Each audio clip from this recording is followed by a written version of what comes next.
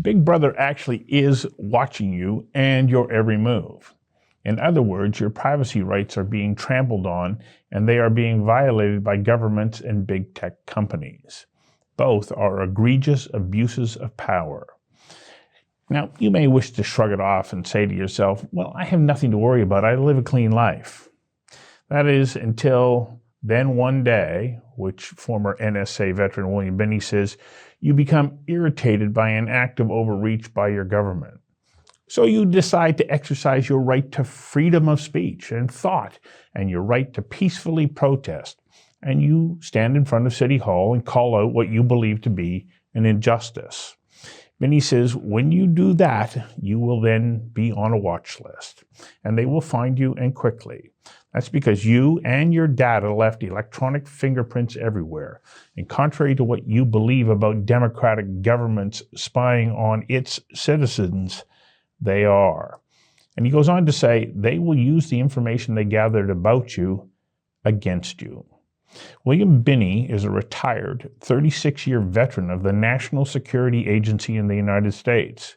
He was awarded the Allard Prize for International Integrity after he blew the whistle on the NSA for using a program he developed called Thin Thread to spy on Americans. I invited William Binney to join me for a conversation that matters about your loss of privacy, both in Canada and the United States. Mr. Binney, welcome. Thank you for joining me. Well, thanks for having me. You left the NSA shortly after the raids on 9/11 because you believed that there was an abuse of power. Back then, you said that the rights of Americans were being, trampled on, misappropriated, that they were not being respected. How bad was it then, and how bad has it become?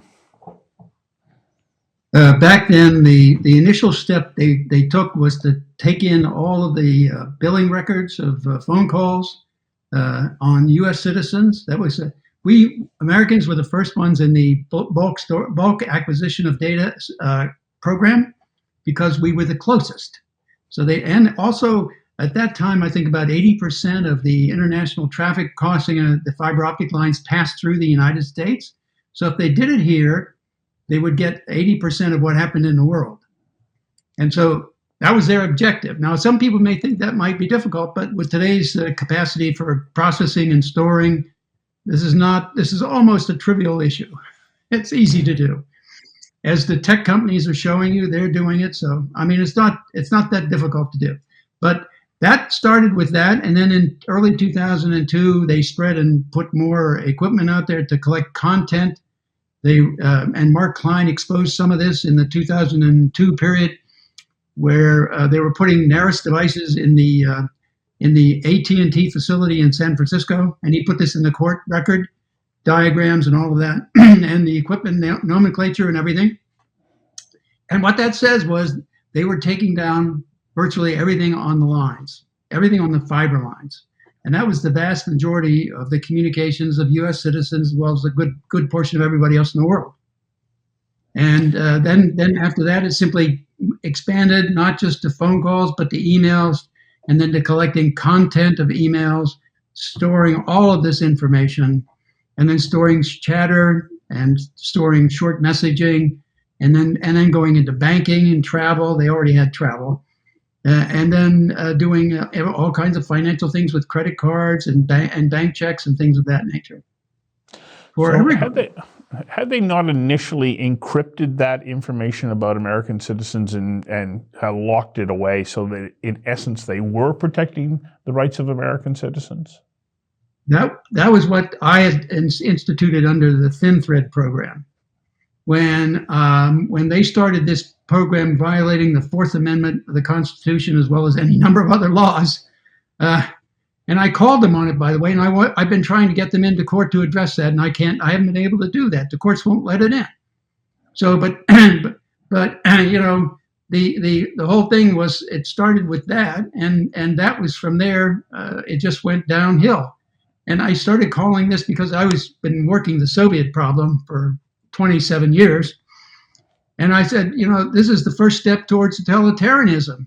This is what the the Nazis did. This is what the communists in China did. This is what the communists in the Soviet Union did.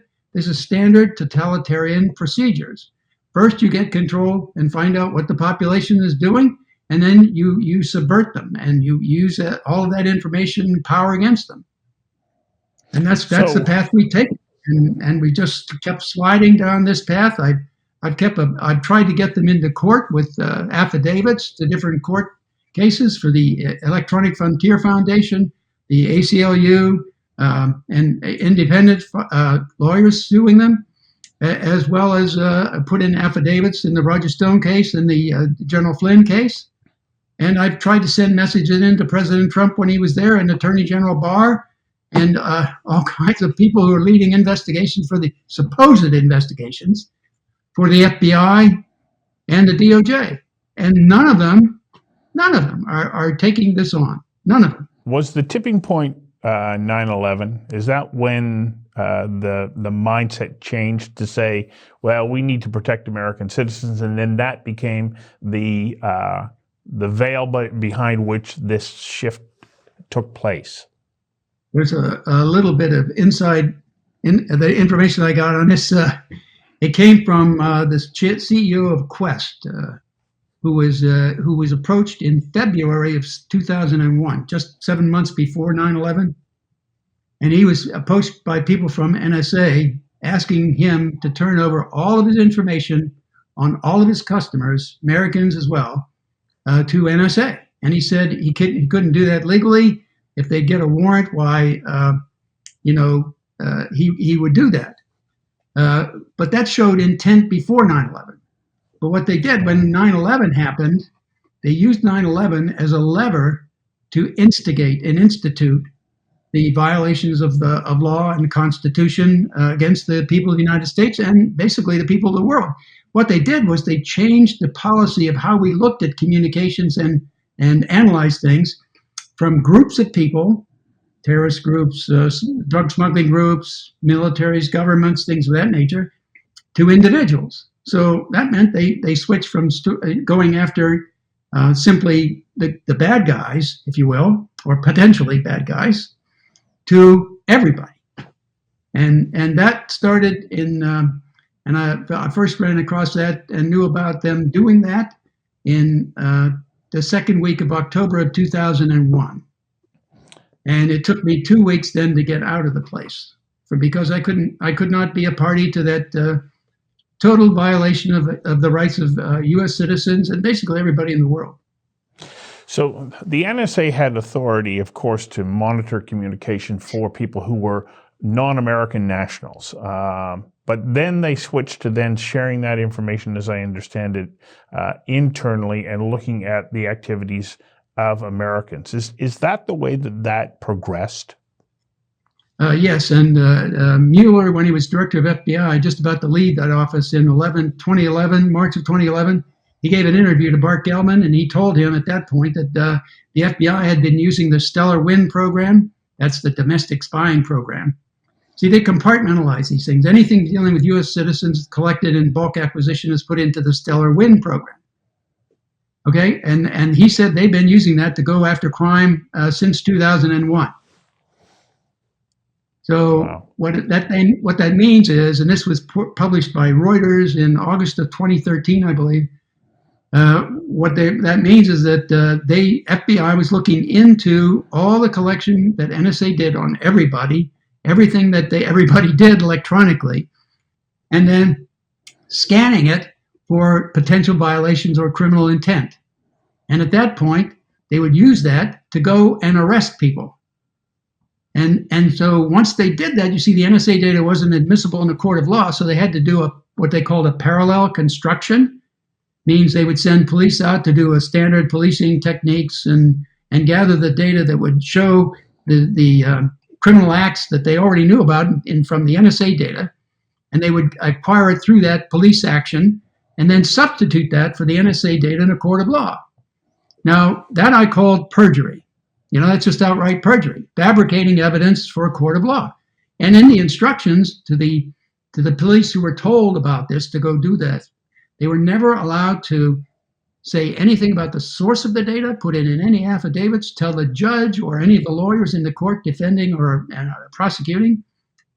They weren't allowed to do any of that, and they couldn't put it in any written form to the court at all. They were simply to present the parallel constructed data. So that meant they denied due process to all the defendants because they could not challenge the original information that was used against them to get arrested. That's their right to challenge that, and that denied them that right. That's a violation of the Sixth Amendment, and they violated the Fifth Amendment by using that data against them, and it's like using your conversations or your statements against you. And they did that without a warrant. So that's a violation of the Fifth Amendment. And then they violated the First Amendment by denying everybody free association, because you're not free to associate, because anything you do is now recorded and all your associates are gathered together and linked to you. So through phone calls, emails, money transactions, travel, what have you. Mapping. And so it's a violation of the First. Not counting, by the way, the Pen Register Law, the Electronic Privacy Act, Electronic Security Act, and all the laws covering the FCC regulation governing telecommunication companies. It just scrapped the entire legal system of the United States. And then we spread it around the world. And so now the Canadians are in it, the Five Eyes are in it, and about at least 9 other countries. So how does the Five Eyes, and a number of people won't know what the Five Eyes are, but this inter-agency, inter-country network, how do they work together to circumvent domestic laws, but supply one another with information about each other's citizens? Well, that goes back to who looks at the data. NSA collects all the data. So there's no differentiation between British citizens, Canadian citizens, US citizens, or Russians, or what have you. We're all the same, and all the data is captured and stored. Now, the Five Eyes have a special access program. That's the US, Canada, New Zealand, Australia, and United States. And I mean, UK. So the 5 English-speaking countries in the world. They have a special arrangement where they use a program called IC-Reach to interrogate that database. So they can go in and analyze things from, the British can analyze things in the US they can analyze people in England, and vice versa, So it's just it's a relationship that they could offload some of the work to others if they didn't want to do it for whatever reason. But it didn't make any difference. You see, the FBI could do it all. So they could still do it too. So, and their MI5 can do it. I mean, it's the same. So what chance do we have as average people to protect our privacy, our right to free speech and free thought, leading to, as in my introduction, I had also the right to peacefully demonstrate against something that we see as an injustice. Are we helpless here?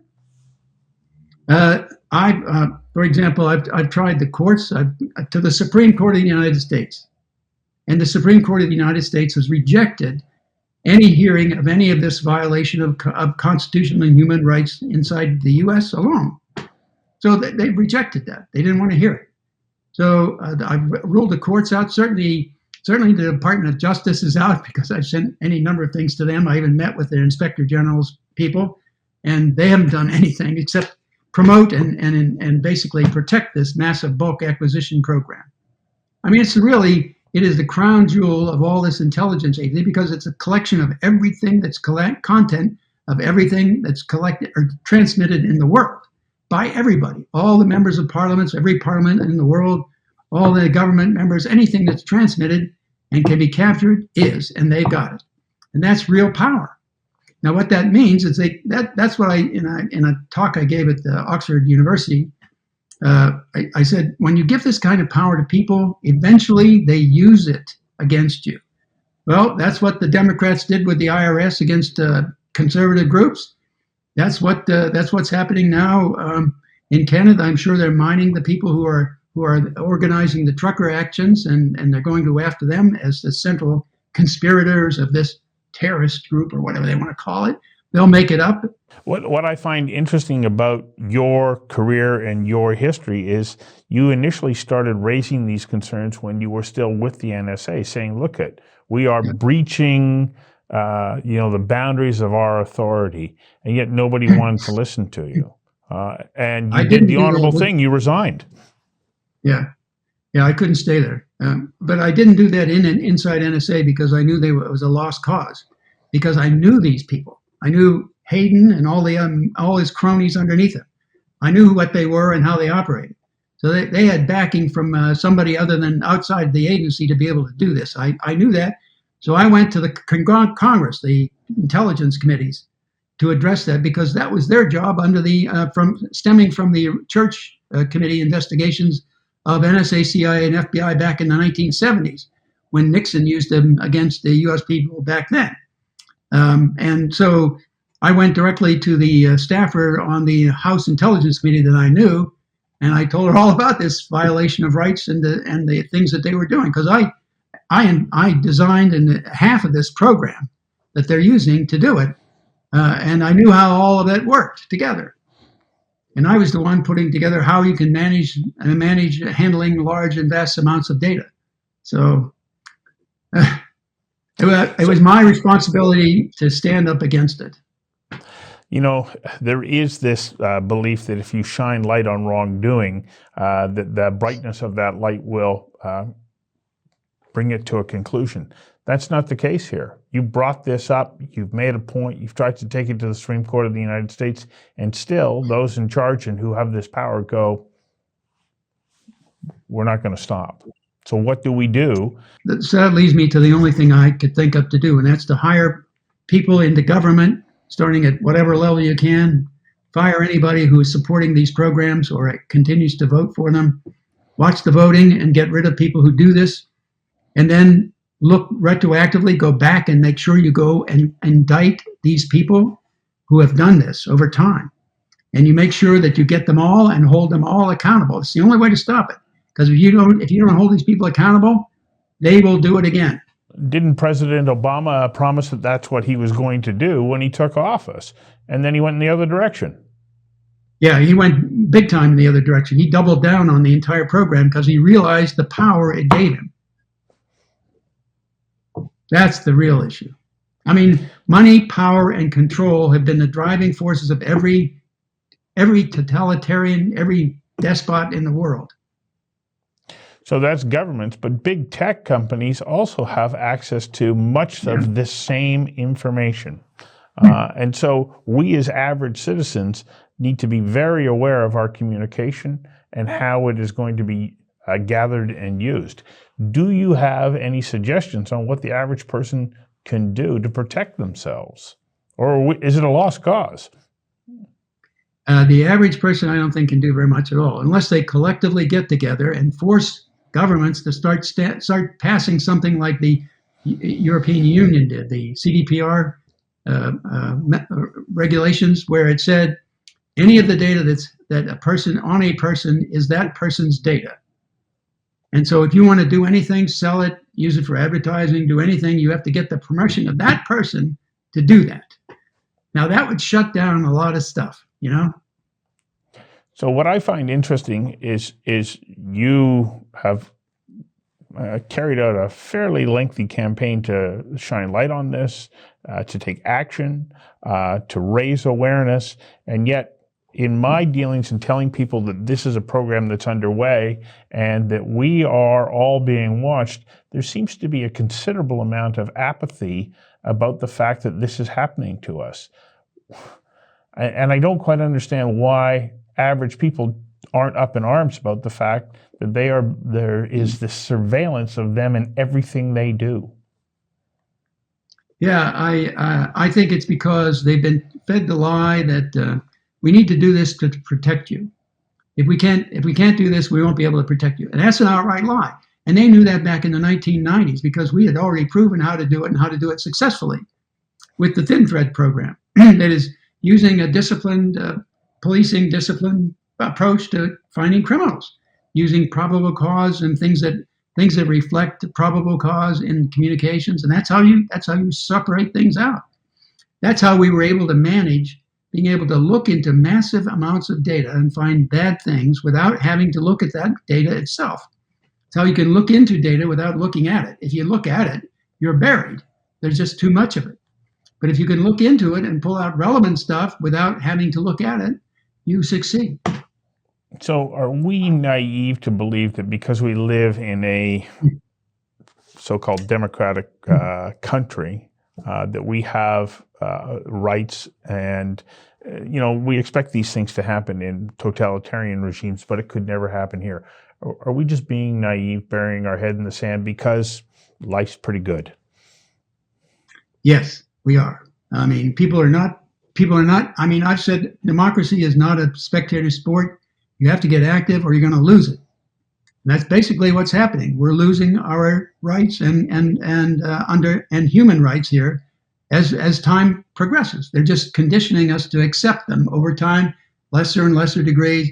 So what, in essence, what we've done then is hand power to people to tell us how we're supposed to live our lives and what we are and are not allowed to do, which is the antithesis of the whole concept of democratic societies, that you have freedom of choice. Yeah, it's 1984 on steroids. Yeah, in a way that we never could have imagined. Yeah, that's right. Yeah. Where do you go from here? You're frustrated with the Supreme Court of the United States. Where do you go from here? Well, I'm going to start back at the federal level and start trying to do injunctions and things like that at the federal level, and just try to get back into it that way. And slowly but surely, maybe I can get somebody in Congress to listen. But even when I went down there, I said, "You guys, as long as you vote." I mean, I went to several staff offices there, staffers and the senior staffers on the Senate and House side, and I said, "If you guys keep voting for this crap, you're accessories to this conspiracy to destroy the Constitution of the United States." And I didn't get any real reaction. I'm sorry to tell. I really didn't. Well, and it's really amazing to me. It's their oath of office to protect and defend the Constitution. Everybody does that. That's their oath of office, not to a person or a party or anything. It's the Constitution, and that's the fundamental Bill of Rights of humanity. Well, I appreciate your ongoing efforts to shine light on this and to address it. And I encourage you to keep going, because I think that it's vitally important. Thank you very much for your time today. Well, thank you. Yeah.